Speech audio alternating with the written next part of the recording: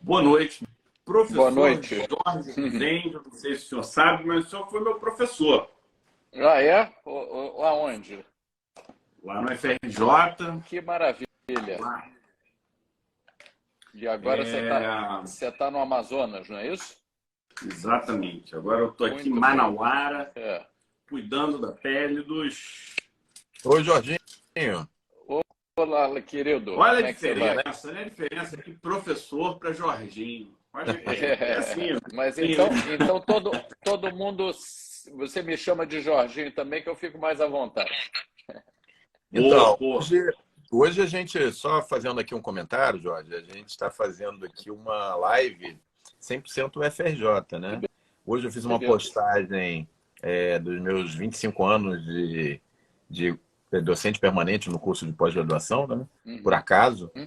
para quem ainda não sabe, a gente vai apresentar oficialmente o professor Jorge Rezende, professor titular de obstetrícia, ginecologia e obstetrícia da UFRJ, e Fábio é professor lá na Universidade Federal do Amazonas, mas egresso da nossa UFRJ, formou lá no Fundão também. Então, hoje a gente tem aqui um trio todo relacionado, trabalhando ou formado na UFRJ. O Jorge tem quantos anos de UFRJ, Jorginho? Eu entrei 33, fazendo 30, 30 anos 30, de 30 anos. docência na Muito bom. UFRJ. Muito isso, hoje a gente acho que vai ter casa, ainda não tem nem 30 segundos, já estamos com 54 pessoas. Que bacana. Deixa eu te apresentar aqui oficialmente ao Fábio, né? Então, o Fábio é dermatologista, formado na UFRJ aí, que é professor lá em Manaus, trabalha muito com dermatologia tropical. E fazemos, né, Fábio, a nossa apresentação aqui do professor Jorge Rezende, filho, Calma aí, que é então um... vou começar. Vamos lá. Deixa eu começar oficialmente aqui. Sejam todos muito bem-vindos ao Pele Digital Cast. Para quem não sabe, durante a nossa live do Instagram, a gente faz a gravação do nosso Pele Digital Cast, que vai ser o nosso episódio, professor Jorge. Número 89. Nós já temos Que beleza. 89 episódios no nosso Pele Digital Cast. Para a gente é uma honra tê-lo conosco. Foi meu Honra professor minha. e eu vou depois trazer um ponto que não é exatamente o tema da live de hoje. Vai ser, eu acho que um podcast específico. Mas, enquanto aluno, Omar, um livro me chamou particular atenção, que era o Rezendinho. Porque o Rezendinho não é porque ele era menos importante, porque era uma versão para alunos, né, Isso. de Pocket, uma versão obstetrícia, pocket. uma versão pocket, mas de uma leitura completamente diferente do que a gente está acostumado a ver nos livros de medicina, porque é uma leitura que usa o português a favor da narrativa. Não era uma leitura lacônica, ou aquela fala topificada, ou então aquela introdução que você vê em todos os textos, em todos os lugares. Num primeiro momento, eu confesso que eu tinha uma certa dificuldade, porque médico chega um momento que ele esquece um pouco da leitura não técnica, né? Mas hoje eu estou lendo um pouquinho mais e quando você falou que ia trazer o resenha, eu falei, cara, que legal, porque esse foi um ponto que me chamou bastante atenção e eu acho que seria legal também a gente ver. Você leu o Rezendinho? Não pode Com falar que não, certeza, hein? com certeza. Estudei pelo. Eu confesso que, como dermato que eu queria fazer, eu nunca cheguei a comprar o Rezendão, né? O livro-texto. Mas eu tinha o Rezendinho. Eu, inclusive, Jorge, vou te contar a história. Eu ainda sou da geração, né? Eu não sei como é que foi o Fábio em relação a isso, mas eu sou daquela geração que eu, ainda mais sendo filho de médico, né? Eu ouvi, olha, você tem que saber fazer tudo, incluindo parto e tal. Então, existia uma maternidade aqui no Rio, onde eu nasci, que já não existe mais. Chama-se Maternidade Clara Basbal. Ficava ali na Rua da Passagem, em Botafogo. Onde meu pai, que você conhece bem lá da academia, né? Estagiou. Meu pai chegou a pensar um período fazer ginecologia e obstetrícia. E eu fui ficar lá um ano, aprendendo a fazer parto. Modéstia à parte, me viro. Parto normal, acho que dá para Que encarar, bacana. depois, mesmo depois de tantos anos, né? E assim, fiquei um ano lá, foi muito bom, aprendi muito na Clara Basmal. E adivinha qual era o meu livro-texto? Era o Rezendinho, Muito, azul, muito bem. pequenininha assim, que eu Você ficava sabe, ali. pela cor da capa, você denuncia o quanto tempo de formato, É? né? Porque o livro está na 14ª Pô, edição e a cada mais ou menos 4 anos sai uma edição nova. então, Rapidamente, para a gente não tomar o nosso tempo, esse livro, como o Fábio assinalou, ele, apesar de cuidar da língua, ele foi desenhado para o estudante. Então, acho que são coisas que caminham de forma conjunta. Quer dizer, um livro para o estudante não precisa ser na base do nós vai, na base dos tópicos. Então, é um livro que fico feliz de um não obstetra ter essa lembrança do bom vernáculo que a gente tenta que seja uma marca registrada aí do nosso livro. olha, a Maria Inês Menescal está te mandando um abraço. Seu colega de residência, foi seu colega de residência, a Maria Inês Menescal. O Jorginho vai ficar aqui muito feliz. Ó, já estamos chegando, passamos já de 100. Passamos de 100, passamos de Na 100. verdade, olha, o meu Rezendinho, eu tenho que tomar vergonha na cara, né? Porque meu filho agora está fazendo medicina. Eu já Então, emprestei o meu para ele. Emprestei, porque, não, obviamente, que na hora que ele chegar. Na hora que ele já vamos chegar cuidar lá, de eles têm que comprar o. providenciar Exatamente. providenciar a nova edição que está Nova edição. começando a entrar no forno, não é nem sair do forno. Quer dizer, Opa. eu estou reunindo, hoje recebi o material original das anteriores para poder trabalar nele. Então, esse legal. livro deve ser para o final do ano. Bom, E já o fica Fábio- aqui, Omar, um convite para a gente fazer um podcast falando um pouquinho mais, professor. Do livro, né? Não, de carreira. Eu acho que na carreira sim. entra O a Marco questão de Antônio, livro. Jorginho, o Marco Antônio está pedindo para você mostrar novamente o livro. O livro, peraí. Você tem ele aí? Peraí. Tem aqui. Ó, vai, A para quem estudou. edição Olha, do Rezendinho é essa, é o fundamental. Uhum. E o grandão é o Rezendão, Rezendinho que é um e Rezendão. e Rezendinho e Rezendão. É Então, um Rezendão, clássico, né? Clássico da medicina brasileira. Os dois felizmente, livros. felizmente. É um clássico. E depois de tantas e tantas edições, tornou, obviamente, o Jorginho um homem rico, tô brincando, né? Mas rico de boas intenções, de amizades. Rico de amigos Exatamente. Então, de pessoas vou fazer aqui que... vou fazer aqui uma brincadeira que o Jorge vai entender, né? Além de professor titular de ginecologia e obstetrícia lá na UFRJ, membro da Academia Nacional de Medicina, pessoa maravilhosa, super carinhosa. Jorge tem uma outra característica, Jorge, que é um exímio nadador. Ele acabou, Fábio, ele nada de Copacabana até as Ilhas Cagarras. E no peito, eu tô falando sério, gente. Acabou de ganhar um prêmio de. Como é que é? Rei do Mar. Rei do Mar, com medalha e tudo. Então, assim, Jorge tá fitness, nada. Quantos quilômetros por semana, Jorge, em média? Por semana deve dar uns 10 quilômetros. Agora o projeto próximo é um meio Ironman, que é o 70.3. Para julho, já me inscrevi essa semana. Eu que gosto de ler, boto meus bofs para fora. No meu melhor momento, eu nadava aí 2,5 km. 2.500 metros. Excelente distância. E na piscina, que é muito mais fácil. No mar é bem mais complicado, que eu já tentei. E apesar que você boia mais... Mas a corrente, as ondas atrapalham a natação, né? Para quem não está acostumado. Só não tem a borda, mas o resto é muito parecido. Tá certo. Bom, mas vamos em frente, né? Porque vamos hoje a gente vai falar um pouco sobre as alterações hormonais na pele, sobre que a gente tem muito interesse, tem muitos dermatos aqui acompanhando a gente. Eu já vi que muitos obstetras, ginecos, médicos e interessados mesmo no assunto que acompanham a gente aqui, Jorginho. Há 3 anos a gente faz a nossa live toda terça-feira. Eu brinco que o pessoal acerta o relógio pela live de terça-feira do Pele Digital às 20 horas, né? Beleza. E eu acho que a gente pode comentar pode começar um pouco falando sobre... eu preciso interromper.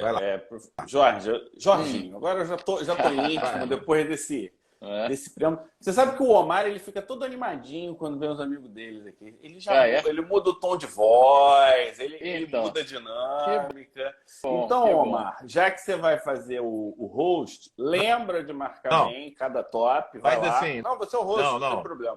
Não, Eu faz faço os assim. comentários.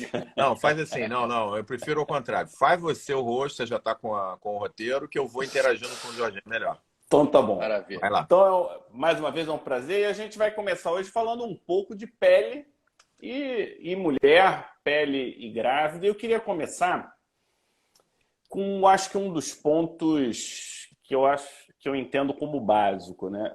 Todo médico, ele deve saber cuidar de uma gestante, ou pelo menos o cuidado básico. Isso eu entendo que todo médico tem que fazer. E a pele da grávida pode ser um desafio. Então, nesse top 5 de hoje, eu queria falar sobre o cuidado da pele da grávida, como um dever de todos os médicos, e não aqueles pontos específicos e problemas menos comuns da gestante. E eu nem sei quem começa. Eu passo a bola para o Omar e aí o Rezende ele fecha. Né, Omar? Como é que você vê essa questão do cuidado da pele da grávida? Isso é do obstetra? Isso é do subespecialista de dermato? Ou é do médico da família, médico generalista, do que acabou de se formar? Nós vamos ver aqui na nossa live de hoje que uma série de problemas que envolvem peles e fâneros são muito frequentes e a gente tem que estar pronto para orientar a grávida e para prescrever para os que são médicos e orientar de forma correta. Então, nós estamos falando aí desde melasma, de manchas de pele, passando por doenças simples como a miliária, a brotoeja, como a queda de cabelo, como a fragilidade de unha. Jorginho, acho que a gente pode começar falando uma das coisas que mais aflige a grávida, que é a questão das manchas de pele, do melasma, né? Como que você deve ser muito cobrado durante a sua consulta, durante o preparo para o parto, nessa questão, a questão que a gente como dermatologista tem que encarar e é muito difícil encarar. Como é que é isso na visão do obstetra? Como é que você aborda isso aí? A primeira coisa é tranquilizar, dizendo que há uma tendência natural após a gravidez a melhorar e, se não melhorar, tem como, pelo menos, atenuar essas manchas. Elas se devem fundamentalmente a esse bombardeio hormonal, estrogênio, progesterona, e isso já começa a assustar. Bom, na face assusta muito, mas já começa a chamar a atenção aquela hiperpigmentação da linha média do abdômen, né? A linha negra. Linha negra. E isso a grávida já começa a achar estranho, e mamilo, feio. né? Mamilo também, né? Isso, ficam bem escurecidos, surge uma areola secundária, quer dizer, uma hiperpigmentação da primária, e surge uma areola secundária. Além daquelas tubérculos de Montgomery, né, que são aqueles pontinhos ressaltados. Então, essas mudanças todas assustam muito a grávida, e eu acho que o nosso papel como médico, e especialmente como obstetra, é tentar tranquilizá-las, dizendo que isso faz parte da fisiologia, não obstante a necessidade fundamental de que elas se protejam do sol. Quer dizer, a grávida ela pigmenta muito mais, engraçado, aqui faço uma parte, na chamada da nossa live hoje, vocês dois, como bons dermatologistas, estão com a pele linda e sem mancha. E a minha, ao contrário, está queimada, cheia de mancha. Então, façam o que eu digo, não façam o que eu faço. Usem protetor solar, quer dizer, isso é uma regra para toda grávida. E não há nenhum óbice, nenhum ponto contra ao uso do protetor solar. Exatamente. O protetor solar, como é uma macromolécula, né?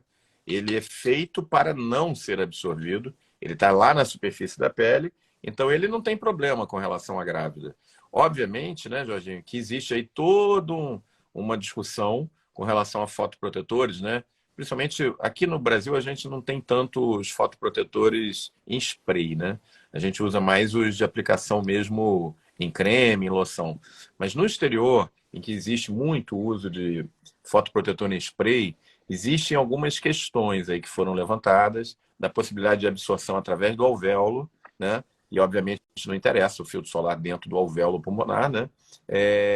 Existe a questão de que ele aspergido em spray não chega à concentração adequada na pele, não faz uma proteção adequada também. E que por ser micronizado no spray, muito fragmentado, ele poderia ter uma absorção. E tem até alguns trabalhos, né, mostrando para esses filtros micronizados algumas alterações trofoblásticas em ratos, né, não, em roedores, não em seres humanos, sugerindo que realmente poderiam ter uma influência até deletéria na gravidez. Então, assim, de uma maneira geral, a gente orienta evitar o uso de... Muita gente vai para o exterior agora, né? Tá voltando a viajar e tal, ao verão. Aí vem cheio de filtro solar em spray dos Estados Unidos. Ah, vou usar, papá. Na verdade, não é bem indicado isso. O indicado é o filtro Excelente observação. de uso tópico.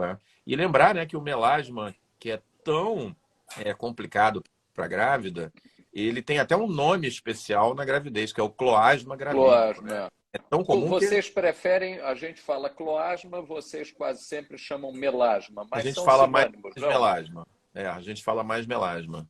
A Nebraska aqui, dizendo que a gente está de pele linda. Obrigado, Nebraska. Não, ela não falou a gente, ela falou você tá com a pele linda. Não vem. E deu a justificativa. O Fábio está com ciúme. O Fábio está com ciúme. Não, estou com ciúmes e estou com uma dúvida. A dúvida é o seguinte: cresceu muito o uso de tecnologias, ou seja, no cuidado da pele. E a gente sempre fica com um certo receio do uso da tecnologia para a gestante. Do ponto de vista lógico, por exemplo, se eu for fazer um NDIAG para tratar mancha, independente se no abdômen, se no rosto, é um laser, né, que a gente usa. Ele é físico, não tem absorção, não tem, em princípio, nenhum problema com a questão da gestação em si. Mas a gente acaba que tem um certo receio, né, Omar? Não fica indicando muito. Agora, eu acho que a gente tinha que acabar com isso. Porque não faz o menor sentido a pessoa não poder fazer um laser durante a gravidez. Não sei se não faz. Vamos perguntar para o nosso papo aqui presente. Eu estou falando já. Jorge Rezende. Eu estou atropelando aqui. Mas aí eu vou só concluir da seguinte forma. É que eu acho que as especialidades conversam pouco entre si.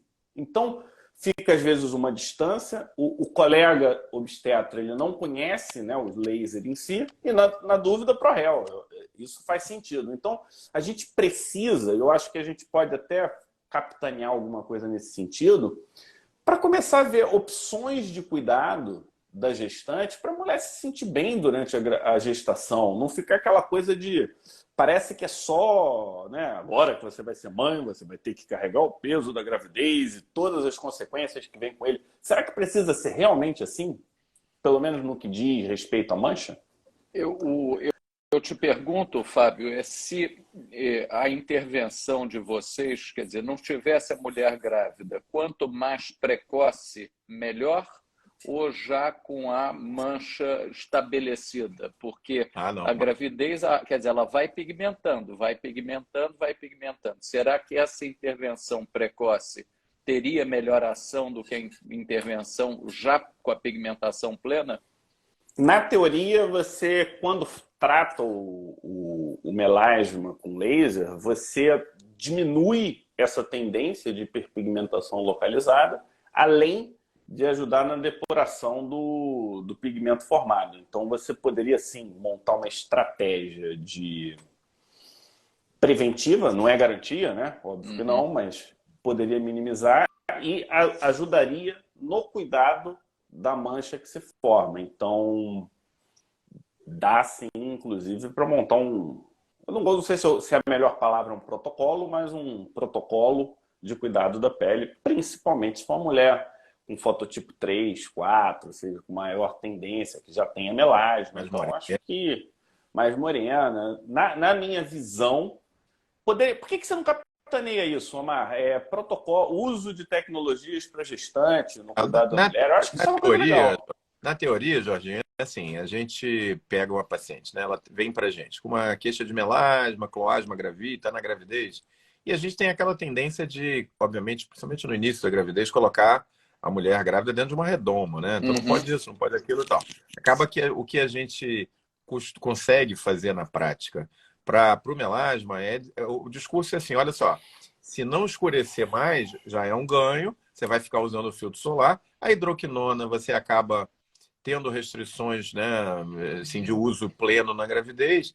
Mas o que o Fábio está levantando é uma ideia muito interessante, porque, na teoria, o método físico de laser no pigmento não teria nenhum problema com Não, relação à pro gravidez. feto nenhum. Nenhum. E aí poderia perfeitamente ser feito e a gente poderia ser mais eficaz durante a gravidez do que ficar ali dizendo, olha, você só vai usar o filtro solar. Ah, doutor, mas quando que eu vou poder tratar essa mancha? Ah, olha, é logo depois que eu tiver o bebê? Não, não é logo depois, porque depois vai vir a amamentação, vai vir tem mulheres que preferem amamentar por um período longo. Então, na verdade, a gente adia esse tratamento, às vezes por 2 anos, 3 anos, pode ser, né? E aí fica Coitado. muito mais difícil, fica muito mais difícil de tratar, né? O melasma depois. O ideal é a gente se adiantar aos fatos nesse caso, né? É bem interessante essa ideia de tratar precocemente, que do ponto de vista de teratogênese não há nenhuma implicação, né? Exatamente. O pessoal está perguntando de peelings. Peeling, Mesma pessoal, lógica, né? é a mesma Dependendo se for lógica. superficial, é a mesma Você, lógica. você vai fazer obviamente, você não vai fazer peeling de ácido retinóico durante a gravidez, porque até é importante lembrar, né? Porque o ácido retinóico é uma das coisas que se usa em peelings para melasma. Aí, obviamente, você não vai fazer. Mas, em princípio, o peeling, por exemplo, de ácido salicílico, uma coisa mais superficial que vai decapar ali as camadas mais superficiais da epiderme, facilitar o acesso, às vezes, do despigmentante, ou até do método físico ao pigmento que está na junção dermoepidérmica, daria tranquilamente para fazer, né? Estão perguntando se a gente vai falar só de gestante. E aí a minha resposta vai ser: fiquem conosco até o fim, que você vai saber de tudo que a gente vai falar. Nossa. Mas o próximo tópico, nosso top 4 de hoje, a gente abordou um dos temas, né, importantes na gestante, mancha, melasma, para a mulher brasileira. Aqui em Manaus é muito, muito comum. Eu acho que talvez até mais do que no Rio de Janeiro, né, pelo tom Mas, de pele da região e a quantidade de sol. Mas o terror no nosso top 4 de hoje é as estrias, né? Qual que é a fórmula mágica para não ter estria na gestação? E como eu estou com duas autoridades da Academia Nacional de Medicina, se existe resposta, se existe milagre, vai sair daqui, dessa live de não, hoje. e olha Se não só, sair, se não for um milagre, vão sair e boas antes, orientações, né? e antes do Jorginho comentar, eu vou falar uma coisa, Jorginho. A gente cansava de orientar até alguns anos atrás. Olha, você tem que hidratar bem a pele, você vai passar a ureia 10%, não sei o que, na barriguinha, não sei o que, e de repente não pode mais usar a ureia 10% na gravidez. Isso foi cortado, já tem uns 4, 5 anos. E aí, a gente fez errado? Como é que você vê isso aí, Jorge? Como é que é essa abordagem? Com certeza é um dos maiores medos da grávida é a estria, né? E Porque sem mancha dúvida, tira, mas e estria? E como é que é isso aí? sem dúvida nenhuma, eu acho que ela está super relacionada a quanto distendeu essa pele. Então, existem situações que dificílimo que não surjam uma gravidez de gêmeos, uma gravidez com bebês muito grandes, com muito líquido amniótico, esticar demais a pele certamente é o grande, mas eu acho ela entra quase na mesma categoria das cicatrizes hipertróficas. Quer dizer, existem mulheres que têm, existem mulheres que não têm. Eu costumo dizer, após uma intervenção cirúrgica, a técnica é exatamente a mesma, o mesmo fio, mesmo ponto, uma fica uma linha imperceptível, a outra faz uma cicatriz hipertrófica e uma terceira pode eventualmente fazer um queloide.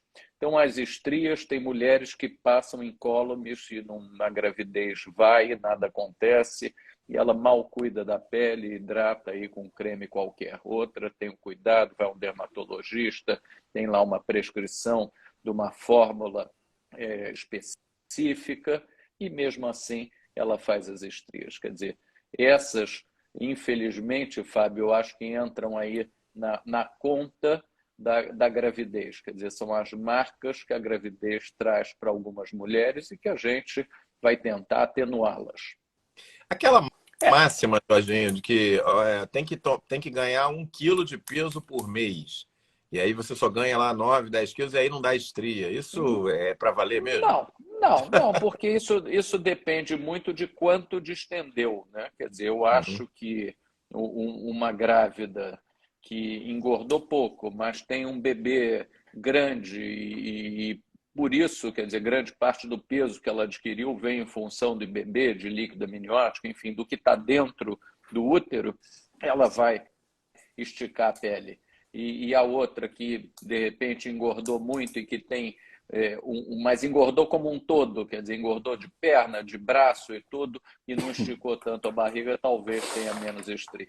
Agora, o que eu percebo é que as mulheres que têm boa alimentação, que se protegem, que se hidratam, que se hidratam elas, não só a pele, elas, no geral, têm uma evolução melhor. Melhor. E mulheres mais novas também, né? Mulheres mais novas costumam ter menos estria. Olha. Então, eu primeiro queria dizer o seguinte, né? O colágeno da pele, assim como o miócito, a célula muscular está para o próprio músculo, né? Hipertrofia e tal. Então, qualidade de vida influencia a qualidade de pele.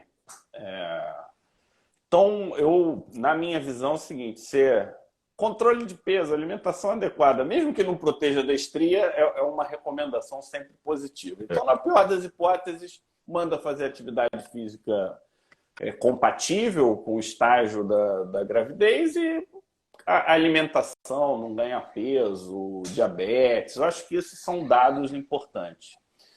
Essa questão da idade, professor, ela é curiosa, porque o que acontece? As pessoas mais novas tendem a ter a pele mais firme, mais coladinha, e as pessoas mais velhas tendem a ter uma pele mais flácida, mais complacente, e aguentar mais uma distensão. Ela não volta, não volta do jeito que voltaria. E aí eu tenho duas observações, né? A gente vê muita estria abaixo da linha do umbigo, né? Difícil ser acima, e geralmente é de um momento. Tem algumas mulheres que não tem nada, de repente aparece um monte de estria. Eu não sei se isso é um viés de observação, porque veio no dermatologista, ou se é algo que realmente acontece. E aí eu tenho uma teoria baseada no Resendinho, que é no momento da expansão ali da pelve, que você tem a queda um pouco mais abrupta do útero, e essa pele que já estava no limite, quando você tem a queda um pouco mais abrupta, era a gota d'água para essa estria aparecer. E aí eu vou finalizar dizendo que hidratar a pele não tem nada a ver com colágeno, e fibra elástica não vai fazer a menor diferença do ponto de vista lógico, a não ser que o Omar tire alguma coisa da manga, porque o Omar ele tem mais giros no cérebro dele do que o normal, então ele tira umas informações que só tem nos giros do cérebro dele. Então, eu não sei se tem alguma coisa aí para você tirar da manga, Omar, mas não faz sentido do ponto de vista de estria. A hidratação oral, que por sinal o Jorginho está fazendo aqui intensamente desde que começou, essa pode influenciar bastante o colágeno. Mas realmente, na prática, Jorge, você ficar aplicando um hidratante, né, um lubrificante na pele, você não hidrata a pele de fora para dentro. A pele é impermeável, né? A gente perde água, mas não ganha água.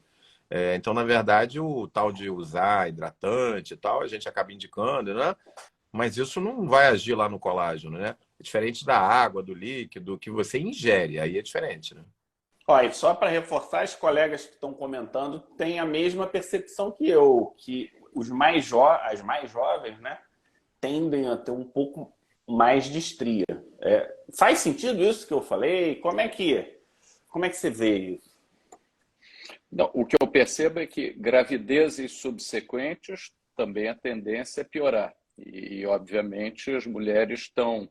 quer dizer, essas grávidas que já têm diversas gestações e uma pele já marcada de gestações anteriores, surgem novas, e aí estou vendo aí perguntas de coloração de estria, O primeiro pessoal participa avermelhadas, muito. depois brancas, enfim. Esse aspecto caracteriza a estria recente ou a estria antiga, e até já aproveito para perguntar a vocês se é melhor tratar as mais recentes ou se as mais antigas são mais fáceis de tratar, porque isso já foge da nossa seara obstétrica, né? Isso aí já está na praia de vocês. A gente tem uma experiência, o Fábio vai falar disso aí, a gente tem uma experiência boa lá na clínica, assim, de grávidas que tiveram filho, às vezes no puerpério, ou logo depois, 2, 3 meses, que às vezes terminam de amamentar um pouquinho mais cedo e fazem aquelas estrias que parecem polvos, né? Enormes, bem roxas e tal. Na verdade, elas assustam muito, quando a gente vê essas lesões, assusta muito, mais do que aquela estria branca, né? Mas essa estria vermelha, arroxeada, violácea, é a que responde melhor ao tratamento, inclusive com a tecnologia, né? Luminosa, com os lasers e tal. Muito mais do que as brancas, né? Não é isso, Fábio? Você prefere tratar uma estria violácea ou você prefere tratar aquela estria branquinha, aquela mais discreta? Quanto antes melhor, né? Quanto antes, melhor. Porque, no fim, estria é uma cicatriz que alargou, né? Um processo tipo cicatriz, vamos botar assim. Então, quanto mais precoce, melhor. A resposta não é homogênea, ela é um pouco errática, né? Tem gente que é parecido com surgimento, né? Tem paciente que você acha que não vai ter estria e aparece. O mesmo tratamento não dá exatamente a mesma resposta. Agora melhorou muito, sabe? A gente tem hoje muitas opções, tanto de tecnologia, e aí eu acho que é um ponto que vale a pena levar em consideração, né? Tratamento precoce na gestante durante a gestação, será que seria interessante? Eu acho que vale a pena fazer uma análise depois. Isso eu não sei se eu recomendaria de bate-pronto, mas valeria a pena uma avaliação, né? Usar um laser de CO2, por exemplo, durante a gestação, no pré-parto, porque deixa uma pele de melhor qualidade. Estão perguntando se pode usar suplemento de colágeno oral durante a gestação. Eu em princípio, eu não vejo problema, mas eu não recomendo. Você teria alguma contraindicação do colágeno oral? Contraindicação, não sei, mas não faz parte de suplementação habitual para grávidas. Na verdade, muito pouca coisa faz parte de suplementação. Na verdade, tem uma discussão, né, na literatura aí que não está bem definida se o colágeno oral, a reposição do colágeno oral realmente tem impacto no colágeno da pele, porque é absorvido aquilo como aminoácido, se propõe aí o efeito parácrino, né? Que é aqueles micro fragmentos de colágeno que foram absorvidos junto do fibroblasto ali da pele, estimularia um efeito parácrino e ele começaria a produzir um colágeno de melhor qualidade. Assim, eu acho que falta um pouquinho de ciência nessa história aí, para ser bem sincero. Eu não sou um grande fã de prescrição de colágeno oral. Sendo bem sincero sobre o assunto, eu não faria na grávida e tenho dúvidas em relação à não grávida também. Eu enfatizo que acho que quanto menos coisa a gente dá para a grávida, melhor. E estamos sendo um pouco ousados, quer dizer, já estamos propondo a intervenção durante a gravidez, isso é uma super ousadia. Durante a gravidez, a intervenção nas manchas e nas estrias. Isso, enfim, com certa cautela. Eu acho que vale a pena um consenso. Eu acho que não tem que deixar claro que isso não é uma recomendação nossa. Estamos cogitando se seria já o momento de começar a intervir. como obstetra, confesso não saber. É verdade. Eu acho que vale a pena a gente, né, fazer parcerias das duas especialidades. Seria Agora, um Fábio, super ganho. nós já estamos Fala. metade do tempo aqui da live, a gente tem Então, que ir para o top top 3, 3. top E aí, o 3, top top 3, 3. eu vou levantar a bola para o Jorginho cortar. Ah, Não é? tem coisa que assuste mais a grávida, eu acho que pior do que melasma, pior do que estria, é queda de cabelo. E a queda de cabelo, Socorro. aquela queda de cabelo assustadora que a gente vê no puerpério, lá com 2 meses, 3 meses, ainda no período de amamentação, é flúvio telógeno. Doutor, pelo amor de Deus, como é que eu faço? Isso é uma queixa, uma dúvida que com certeza você deve receber muito, e isso acontece também durante a gravidez. E a questão de unha que vai junto aí com o cabelo. E Como é com que você funciona? com a ressalva que tem mulher que fica com o cabelo lindo durante a gravidez, né? Tem, verdade. Existe uma tendência até ao crescimento mais intenso dos cabelos por conta dessa fase anágena, né, prolongada, principalmente no terceiro trimestre. Isso deve ter um Legal. fator hormonal interferindo. No entanto, um mês depois do parto começa uma queda, isso pode se estender aí umas 20 semanas, até 20 semanas pós-parto, quer dizer, um período prolongado desse eflúvio telogênico, uma queda intensa de cabelos e que tende a se normalizar espontaneamente em até um ano, sem necessidade de tratamento. Mas realmente chama atenção grávidas que vão tomar banho e vem aí tufos de cabelo saindo. Isso é um terror para qualquer mulher. E terror para a mulher pode prejudicar o feto, Omar. Não pode. Não, ela não já pode... nasceu, o bebê já nasceu, mas ela já está naquela fase que é uma fase complicadíssima, porque depois que o bebê nasce, ele não vem com instruções de uso, e ela que tem que ir descobrindo como é que faz. A amamentação é sempre um desafio até que a coisa engrene. Então não é simples. Ainda crescido isso tudo, ela dormindo mal, se alimentando mal e o cabelo caindo para vir de brinde. E literalmente sendo sugada, né? E outra Sendo coisa, sugada, tá perdendo energia, né? e outra coisa que eu queria perguntar para vocês sobre esse assunto, assim, a gente tem muitas pacientes, jovens inclusive, que já nos procuram antes de engravidar com alopecia androgenética feminina. Então ela já tem pouco cabelo, você entra com o tratamento eficaz e ela ganha massa capilar e tal, e aí ela vai e engravida. Obviamente que iniciou a gravidez, se cessa qualquer tipo de tratamento, de reposição, eu cesso tudo. Às vezes tem que fazer bloqueio hormonal e tal, mas aí na gravidez para tudo, ela fica super feliz, fica parecendo Elsa Leoa, aquela personagem lá que tinha aquele cabelão, né? E aí ela chega para você no final da gravidez e fala: doutor, olha só, eu não tinha cabelo 1 ano antes de engravidar. Graças ao tratamento eu ganhei cabelo e durante a gravidez eu fiquei com essa cabeleira linda. Eu não quero perder essa gravidez, esse cabelo todo que eu ganhei no eflúvio telógeno. Como que vocês abordam essa paciente quando tem essa situação, que é muito comum, viu?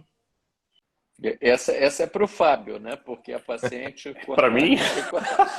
Bom, olha quando só. ela vem com essa queixa que o cabelo está caindo, já pariu... Eu vou falar para vocês, assim, muitas mulheres... A gente tem aquela questão da recomendação da OMS, né? De amamentação até 2 anos e tal. Mas isso, na verdade, não se aplica na maioria dos casos nas mulheres que vivem em centros urbanos, né? E muitas mulheres, pelo estresse do trabalho, da experiência diária, de querer voltar ao mercado de trabalho, hoje o mundo mudou, né? Elas não podem se dar o direito de ficar um período longo afastado do trabalho. Muitas já estão ali na amamentação, mas já no WhatsApp, no computador, nas reuniões online, né? Então, eu converso muito abertamente, muito claramente com algumas delas sobre a possibilidade de reintrodução do bloqueio hormonal, do tratamento, e até mesmo considerando, junto com o pediatra, encurtar um pouquinho o tempo de amamentação, justamente para a gente não permitir que esse eflúvio telógeno venha de uma maneira muito intensa. No passado, Jorginho, esse tipo de conversa com a paciente era considerado quase que não pode. Tal. Mas hoje, os pacientes têm uma demanda. Você não pode simplesmente chegar e dizer: olha, você vai ficar careca, vai perder. É possível que perca esse cabelo todo mesmo e você vai começar a recuperar depois de um ano. A paciente vai embora, sai Claro. do meu consultório, vai procurar o Fábio lá, e aí já era. E a gente tem que botar o leitinho aí para os nossos filhos, né? Afinal de contas.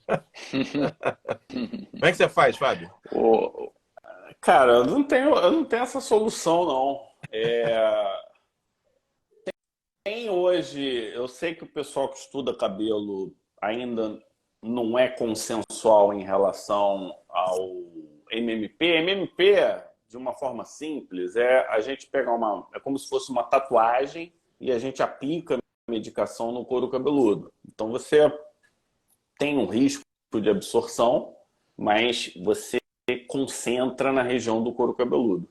E tem uma lógica e uma em que a gente usa tecnologia, que o termo é fotobiomodulação, em que você usa uma energia de luz num comprimento de onda que não causa um efeito biológico direto, mas estimula a função mitocondrial. E isso tem sido argumentado como positivo para células de alta taxa de replicação. Então, são duas possibilidades, mas eu acho que ainda são campos que precisam ser melhor estudados e validados, sabe? Verdade. Falta estudo em gestante, né? Eu acho que esse é um ponto que eu acho que é um desafio para a medicina, né? Realizar estudos. Mundial, desafio mundial, né? Realizar estudos em gestante, né? Como é que a gente.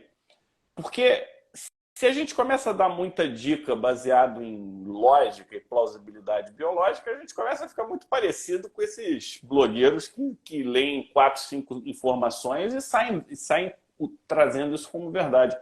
No caso da grávida, eu me sinto muito... Eu sou mais rígido, sabe, Omar? Eu não flexibilizo tanto, não. Eu entro muito nessa redoma, vamos proteger a grávida, meio que o senso comum, não vamos inventar muita moda. Por outro lado, eu vejo um avanço muito grande no cuidado da pessoa normal e a grávida tá ficando cada vez mais distante. Então, por esse lado, eu entendo que a gente precisa repensar algumas atitudes que nós temos de proteção, né?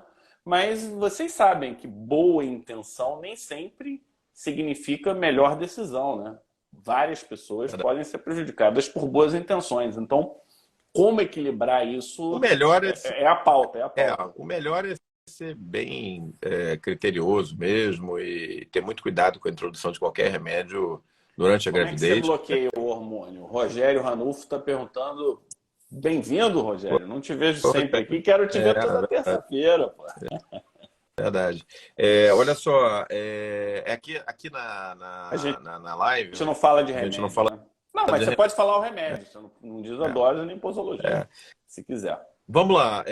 O top 2 vamos seguir, né? Porque a gente já está aí... Top 2 vamos sair de gestante, né? Vamos mudar um pouquinho? Vamos.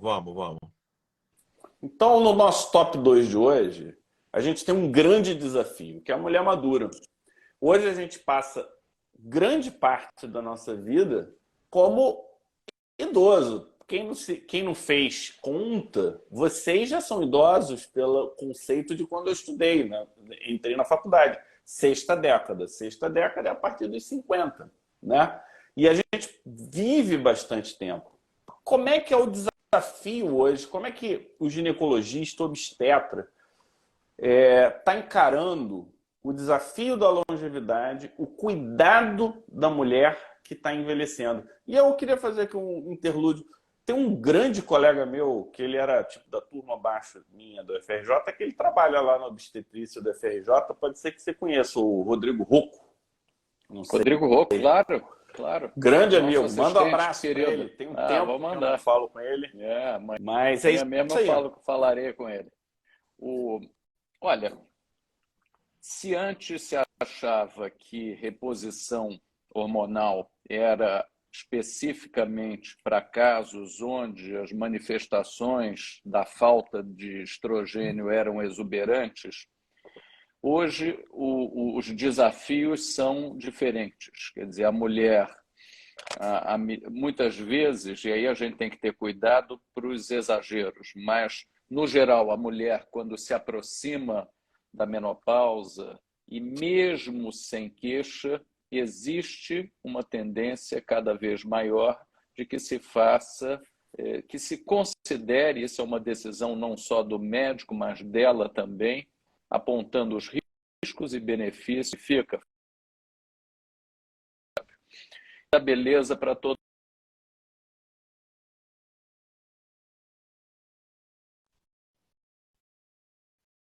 Começa a receber jovem com 30 anos, 30 e pouco, uma quantidade exagerada e desnecessária lá que efeitos eles poderão ter no futuro. E outra coisa, né? Se você aplica o chip, você não tem como retirar ele depois. Ele vai ter a sua vida útil e você não tem como interferir, não é isso? Não é isso, Jorge? Só se tirar mecanicamente, né? Quer dizer, ele fica ali cirurgicamente. E é uma intervenção pequena. Olha, o que é o chip da beleza? Para quem não está por dentro, é o quê? Um monte de quê? Não, é um implante que geralmente é colocado no antebraço ou no braço, enfim, e que ele tem diversas substâncias, tem os hormônios femininos e tem também um pouco de hormônio masculino, que é o que dá para os que acreditam, esse vigor, essa massa muscular e esse aspecto jovial e um pouco cibernético nessas mulheres que usam. E você consegue identificar facilmente mulheres que não são tão jovenzinhas, mas já não tão maduras, mulheres com 40 e 50 anos e que, de repente, estão vigorosas, exuberantes e musculosas numa fase que não seria habitual, naturalmente, elas ganharem massa muscular. Isso virou uma panaceia. Existem colegas que se valem, quer dizer, cuja clínica é toda amparada nisso. Existem indicações, existem situações onde esses implantes são bem-vindos, no entanto, ele não é universal, no meu entendimento. Não, olha aqui, pedaços de látex enroladinhos contendo Deus sabe o quê, já que o uso de gestrinona é proibido no Brasil. Então, esse aqui é o resumo do chip da beleza.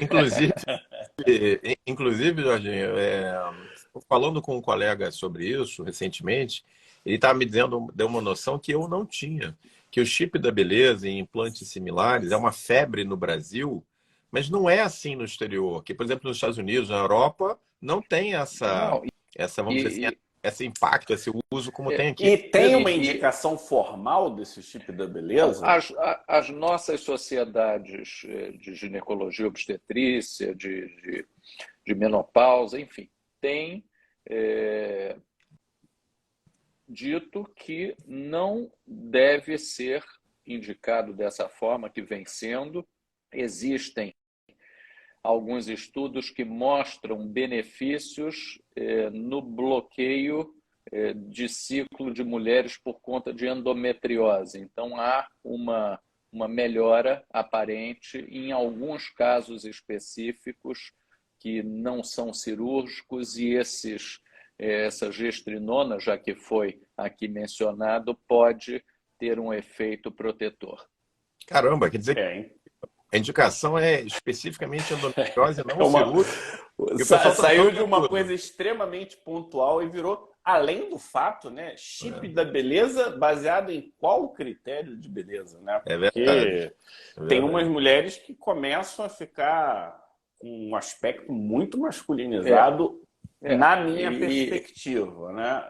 Inclusive com masculinização da própria genitália, né? Da genitália é nítido. Nós, ginecologistas, no exame, percebemos genitália alterada, aumento do tamanho do clitóris, enfim, isso é evidente. Que coisa, né?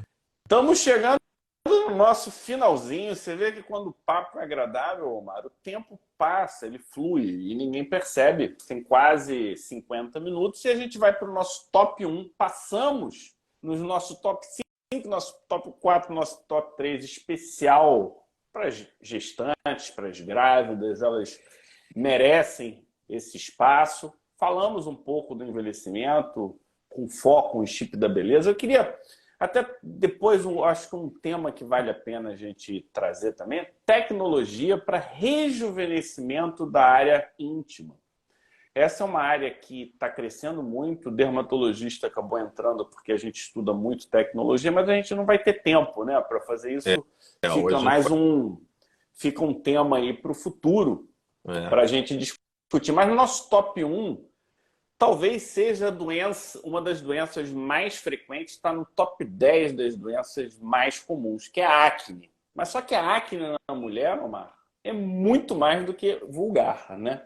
Então, a acne da mulher é uma acne especial, é uma acne particularmente complexa de se tratar e que pode entrar em vários momentos e vários contextos ao longo da vida da mulher, começando com a acne lá na adolescência. Puerperal, não, pode ter acne no puerpé, na criança, no bebê, pela ação hormonal da mãe. Então, você pode ter acne no bebê, você pode ter acne na adolescente, você pode ter acne da mulher jovem, né? Você pode ter acne escoriada da mulher jovem, você pode ter acne relacionada à menopausa, à reposição hormonal, quiçá o chip acne da beleza, cosmética. Acne cosmética, exatamente. E aí, Jorginho, esse top é complicado, top 1. E faltou aqui mencionar, no geral o surgimento é na adolescência, e a associação que muita gente diz, não, a culpa é dos ovários. E aí faz um ultrassom, quer dizer, chega a menina com 14 anos, 13 anos, começa a ter acne, vai ao dermatologista e diz, não, faz um ultrassom. Ultrassom de menina de 13 ou 14 anos e, no geral, é um ovário que fisiologicamente ele muito se assemelha ao ovário policístico. Ele é cheio, lotado daqueles folículos e aí, não, olha aqui, olha, a causa é essa. Pronto, e aí está ali identificado o vilão e o tratamento se volta a isso, que não é regra geral. Quer dizer, então, o diagnóstico de ovário policístico é uma síndrome e que está além dessas alterações cutâneas, aumento da oleosidade, acne e hirsutismo é importante, obesidade e também o aspecto ovariano. Mas claro que isso tudo corroborado por dosagens hormonais que mostram alterações nesse e naquele hormônio. Então é um diagnóstico que não é simples, não é no olhômetro, não é de cá olhada. Então, atenção, porque se ultrassom de mulher, de menina de 13 ou 14 anos, quase todas vão ter esses ovários, entre aspas, policísticos. Essa dica do Jorginho é fantástica para gente que faz clínica, que acompanha casos assim, né? Eu não sabia dessa informação não, Jorge. Aprendi aqui. Valeu demais, viu? Não leu, não tá lendo o Resendinho. Não, isso nem tá no Resendinho, porque esse não tá no Resendinho. Chega ginecológica. Verdade. Não, ó, tem uma dica muito simples. A acne que acompanha ciclo é uma acne influenciada por hormônio, tá? Ovário policístico não é a única acne influenciada por hormônio. Então, são duas coisas que precisam estar claras na cabeça de quem está acompanhando. Nem toda acne influenciada por hormônio é acne associada a síndrome metabólica, ovário policístico, coisas afins. Então, mas a acne que acompanha o ciclo se beneficia de tratamentos hormonais. Agora, e aí tem um conceito endocrinológico que é fácil, Omar, da gente lembrar, que é aumento de sensibilidade periférica, que é aumento de conversão periférica. Então, é outra questão, e aí eu vejo muito isso do lado do colega, por exemplo, eu não faço contraceptivo oral, porque eu não estudo contraceptivo oral e eu não trato ninguém apenas por uma perspectiva. Se vai usar o remédio, você tem que saber onde esse remédio tem todas as possíveis consequências. Com isso em mente, com isso no radar, muitos colegas a gente encaminha e pelo fato dos exames estarem normais, as pessoas já descartam a possibilidade da influência hormonal. Como é que a gente equilibra essa comunicação, né? Essa que é uma pergunta que mostra como as nossas especialidades elas precisam se aproximar mais, né? Porque a gente está falando de dia a dia total, né? Se você quiser abrir um consultório só de acne, você abre. Abre. E vai ter fluxo. E vai ter gente. Aliás, todos os temas que nós tratamos hoje, melasma, estria, acne, queda de cabelo, fragilidade ungueal, você com isso aí, você faz a clínica dermatológica e todas relacionadas à mulher nas diferentes fases da vida e à gestação também.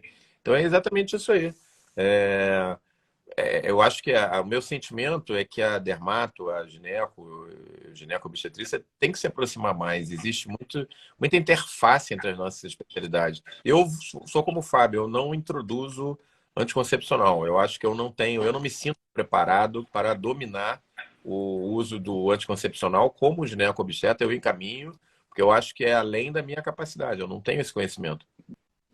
Da mesma forma que eu não me meto em tratar outras coisas que não julgue da minha seara. Eu acho, Fábio, que você, no início, chamou atenção para o tema gravidez. Isso aqui é muito importante, todo médico tem que saber lidar com gravidez. Eu acho que todo médico, no geral, deve tentar saber lidar com tudo, mas gravidez é uma situação que vai estar presente na vida de todo mundo. Se não é da pessoa, é do parceiro, é do vizinho, é do parente, quer dizer, isso faz parte e, no geral, gravidez se entende como um momento de alegria, de coisa boa, de saúde. Infelizmente, existem algumas situações que precisam ser diagnosticadas e corretamente tratadas. Muito bom.